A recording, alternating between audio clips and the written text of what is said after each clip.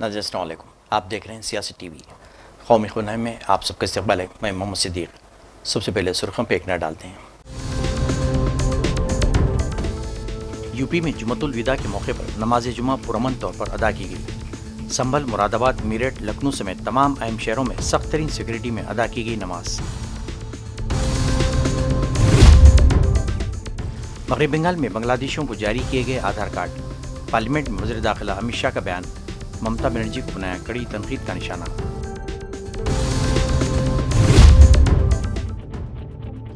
Myanmar और Thailand में ज़लज़ले से होने वाली तबाही पर वज़ीर-ए-आज़म ने किया अफसोस का इजहार, हर मुमकिन मदद की पेशकश।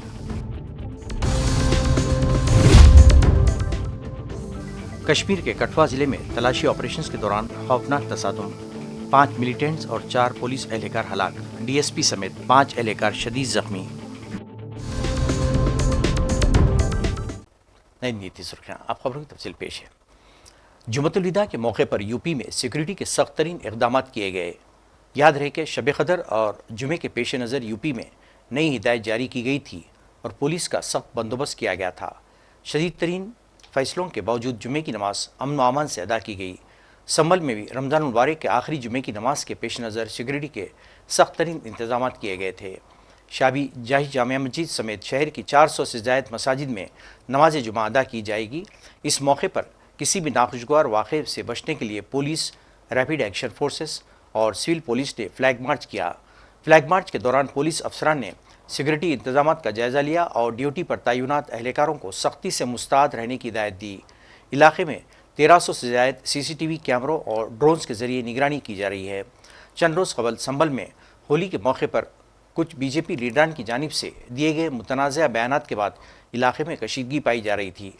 ताम पुलिस की सख्त निगरानी के बाद होली का त्यौहार पुरअमन तरीके से गुजर गया। अब ईद करीब आने के सबब पुलिस मज़ीद अलर्ट से और आवाम से अमन अमान बरकरार रखने की अपील कर रही है। संभल में अलविदा की नमाज के लिए पुलिस पूरी तरह सतर्क है। जोनल सेक्टर व्यवस्था लागू है और नमाज पूरी तरह शांतिपूर्वक ढंग से संपन्न कराई जाएगी। यह सुनिश्चित किया जा रहा है, कहीं भी अशांति नहीं है। सर, पैरामिलिट्री फोर्सेज और मजिस्ट्रेट्स वगैरह की तैनाती भी यहाँ पे की गई है। पर्याप्त पुलिस बल लगाई गई है और RAF, RRF, PSC के साथ सिविल पुलिस भी तैनात है और सेक्टर जोनल व्यवस्था लागू है। साथ ही ड्रोन और CCTV के माध्यम से सुरक्षा व्यवस्था भी रखी जा रही है। सभी संदिग्ध व्यक्तियों पर भी नजर रखी जाएगी। सर, सड़कों पर नमाज नहीं पढ़ने दी जाएगी, इस तरीके से किसकी व्यवस्था? यह पूर्व से ही निर्देशित किया गया था कि सड़कों पर नमाज अदा नहीं की जाएगी और सुनिश्चित किया जा रहा है। सभी लोगों ने इस पर अपनी सहमति भी व्यक्त की है, कहीं भी सड़क पर नमाज अदा नहीं की जाएगी, शांतिपूर्ण तरीके से नमाज संपन्न कराई जाएगी। वज़ीर दाखिला अमित शाह ने पार्लियामेंट में आज बयान देते हुए इल्ज़ाम लगाया कि मगरबी बंगाल में TMC की निगरानी में बांग्लादेशियों को आधार कार्ड जारी किए जा रहे हैं। उनका कहना था कि रोहिंग्या पनाहगज़ीनों को भी बड़े पैमाने पर आधार कार्ड जारी किए गए हैं। ये बांग्लादेशी घुसपैठिए हो या रोहिंग्याज हो जो घुस कर आते हैं, पहले असम से भी आते थे जब कांग्रेस की सरकार, अब बंगाल से आते हैं TMC की सरकार, घुस कर आते हैं। इनको आधार कार्ड दादा कौन देता है? नागरिक कहां के बने हैं? कहां के बने हैं? जितने बांग्लादेशी पकड़े गए 24 परगना जिले का आधार कार्ड और नागरिकता है मान्यवर। और ये जो आप आधार कार्ड इश्यू करते हो, वो आधार कार्ड लेकर, वो वोटर कार्ड लेकर ये दिल्ली तक आते हैं। आप उनको आधार कार्ड इश्यू न करो, आदमी क्या परिंदा भी पैर नहीं मार पाएगा। और दादा ये सब चीजें भी लंबे समय चलनी नहीं है। 26 में चुनाव है, बंगाल में कमल खिलेगा और पूरा बंद होगा। मान्यवर मुझे भी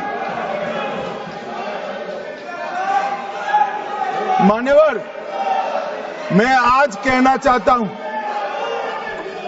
दिल्ली के चुनाव से मैं मौन रहा कि देश का सुरक्षा का प्रश्न है, तू मैं नहीं करना चाहिएगा। आज मौका भी है, दस्तूर भी है। इन्होंने सवाल उठाया, मैं बिल भी ये लेकर आया हूं, इसलिए मैंने देश की जनता को सत्य बताया है। ये 450 किलोमीटर जो आपकी कृपा से खुली रही है, वहीं से घुसपैठ है, वहीं नागरिक बनते हैं, वहीं आधार कार्ड बनाया जाता है और देश भर में फैल जाता है। उधर वज़ीर ख़ारजा एस जयशंकर ने आज पार्लियामेंट में वक्फ़े सवालात के दौरान पाकिस्तान में अक़लियतों पर किए गए मज़ालिम के हवाले से पूछे गए एक सवाल का जवाब देते हुए कहा कि हुकूमत इस पर नज़र रखे हुए हैं। उनका कहना था कि पाकिस्तान के हालात पर अक़वाम मुत्तहिदा भी तशवीश ज़ाहिर करता है। To the question, one, whether we follow what are the crimes and atrocities against the minorities in Pakistan, and secondly, what are we doing about it internationally? So the first part of it is yes sir, we follow very closely, we track very closely the treatment of minorities in Pakistan.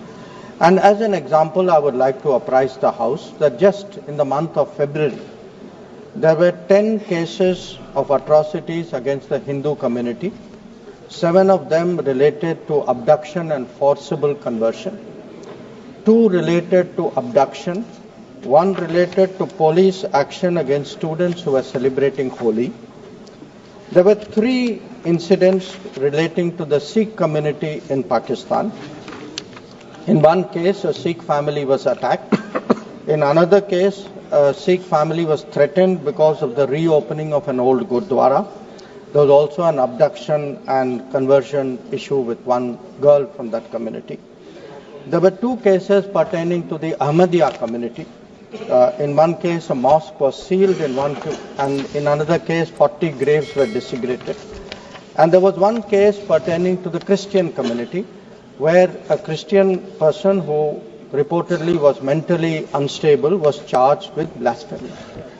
So the answer to the honourable member, sir, is yes, we track it very, very closely.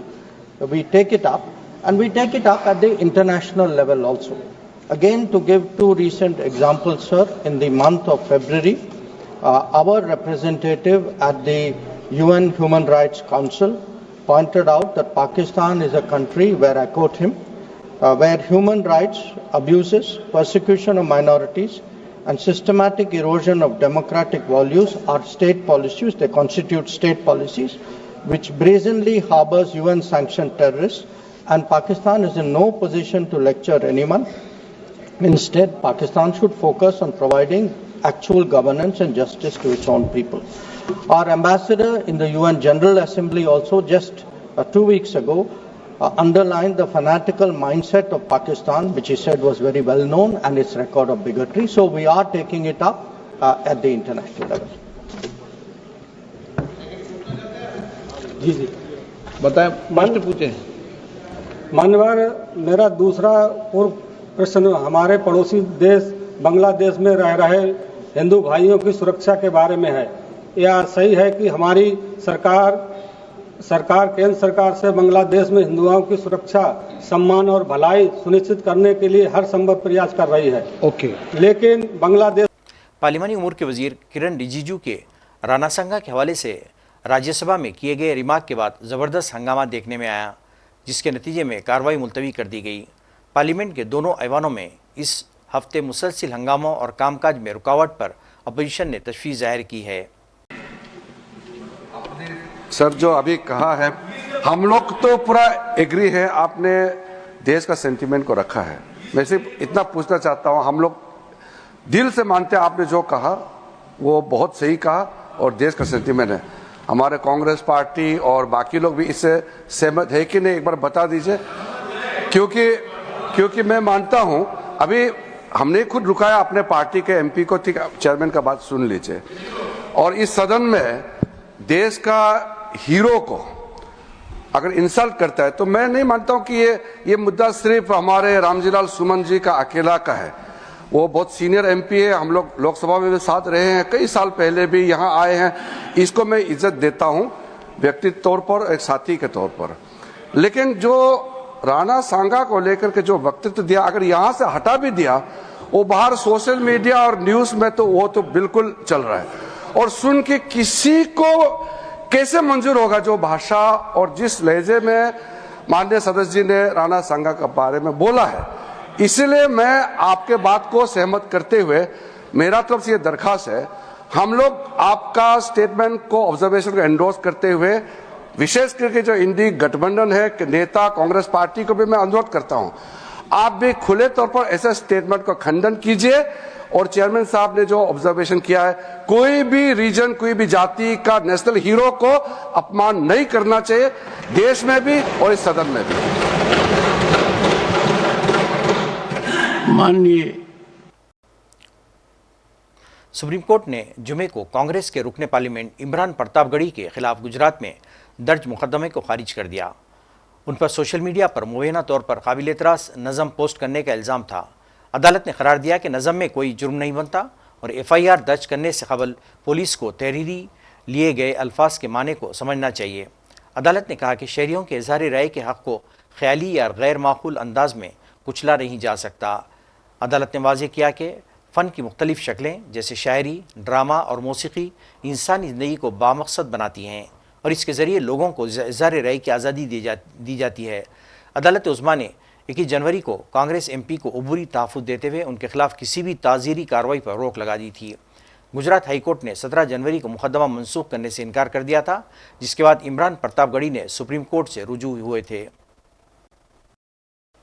वस्ती Myanmar में एक ताकतवर ज़लज़ले की वजह से पूरे खित्ते में तबाही मच गई। ऐनी शाहिदी ने बताया कि म्यांमार के सबसे बड़े शहर यंगून और थाईलैंड के दारुल-हुकूमत बैंकॉक में भी लोग खौफ और हिरास के आलम में इमारतों से बाहर निकल आए। रियासत मुत्तहिदा के जियोलॉजिकल सर्वे ने ज़लज़ले की शिद्दत 7.7 की तस्दीक की है, जिसकी गहराई 10 किलोमीटर थी। ज़लज़ले का मरकज़ म्यांमार के दूसरे सबसे बड़े शहर मंडाले से तकरीबन 17 किलोमीटर के फासले पर था। ज़लज़ले के नतीजे में बड़ी तबाही मची है। वज़ीर-ए-आज़म मोदी ने इस कुदरती आफत पर गहरे दुख का इज़हार किया है और हिंदुस्तान की जानिब से हर मुमकिन मदद की पेशकश की है। जम्मू कश्मीर के ज़िले कठवा के घटीजो थाना इलाके में जारी मिलिटेंसी मुखालिफ ऑपरेशन के दौरान मुमकिना तौर पर 5 मिलिटेंट्स हलाक हो गए, जबकि 4 पुलिस एहलकार जाँ बाग हुए।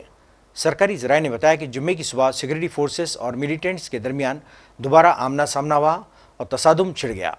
इन्होंने कहा कि इस ऑपरेशन के दौरान 5 मिलिटेंट्स हलाक हो गए, जबकि 4 पुलिस एहलकार जाँ बाग हुए हैं। उनका कहना है कि इस दौरान एक DSP और एक पैरा कमांडो समेत 5 एहलकार भी जख्मी हुए हैं। ज़राए ने बताया कि हलाकशुदा 5 मिलिटेंट्स का ताल्लुक जैश-ए-मोहम्मद की ज़ैली तंजीम पीपुल्स एंटी फाशिस्ट फ्रंट से है। इन्होंने कहा कि तरफ़ैन के दरमियान रुक रुक कर फायरिंग का तबादला जारी है। वाज़ेह है कि इस इनकाउंटर के दौरान गुज़िश्ता रोज़ 3 मिलिटेंट्स हलाक हो गए थे, जबकि 3 पुलिस एहलकार जाँ बाग हुए थे, जिनकी शिनाख्त हम बलविंदर सिंह, चिप, जसवंत सिंह और तारिक अहमद के तौर पर हुई है। गुजरात में बढ़ती आलूदगी, बदलते मौसम, आलमी हिद्दत के पेश नज़र बढ़ती गर्मी के खिलाफ मुकाबले के लिए पेड़ लगाने की मुहिम चलाने का फैसला किया गया है। इस मुहिम को एक पेड़ माह के नाम का उन्वान दिया गया है। इस मुहिम के तहत पूरी रियासत में 17.32 करोड़ पेड़ लगाने का हदफ दिया गया है। वज़ीर-ए-आज़म मोदी ने इस मुहिम का 5 जून को इफ्तिताह किया था।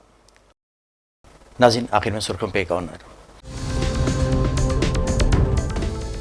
यूपी में जुमतुल विदा के मौके पर नमाज जुमा पुरअमन तौर पर अदा की गई। संभल, मुरादाबाद, मेरठ, लखनऊ समेत तमाम अहम शहरों में सख्त तरीन सिक्योरिटी में अदा की गई नमाज। मगरबी बंगाल में बांग्लादेशियों को जारी किए गए आधार कार्ड। पार्लियामेंट में वज़ीर दाखिला अमित शाह का बयान, ममता बनर्जी को बनाया कड़ी तनकीद का निशाना।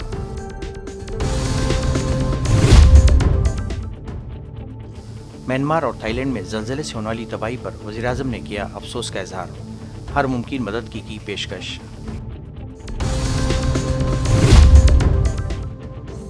कश्मीर के कठवा जिले में तलाशी ऑपरेशंस के दौरान खौफनाक तसादुम, 5 मिलिटेंट्स और 4 पुलिस एहलकार हलाक, DSP समेत 5 एहलकार शदीद जख्मी।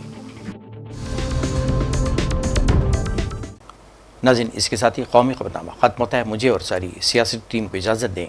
अल्लाह हाफ़िज़।